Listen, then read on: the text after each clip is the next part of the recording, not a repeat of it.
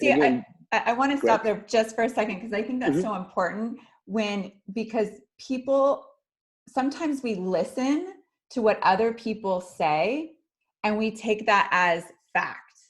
Right.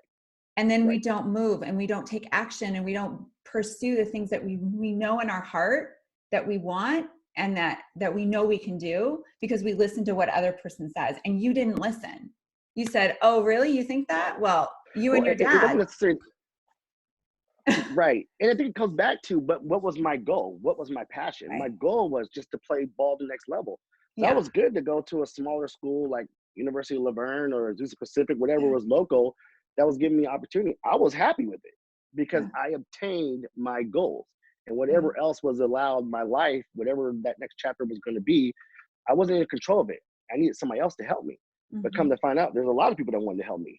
It was just putting myself out there to Yeah. do that. And then that kind of maturity started to develop in me to start building confidence. So when I went from a very small school and ended up going to a big university like University of Oregon, stepping on the field, I still kind of always heard those rings. And even to the point, the coaches there were like, he's too small, he's too Mhm. slow.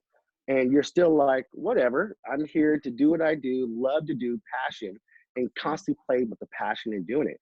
And end up getting to play, well, at that time, University of Oregon in 1994, sounds like a long time ago, wasn't a very good team, but we ended up going to the Rose Bowl and winning the Pac-10 champion. And I ended up Oh. getting the honor of playing as a true freshman.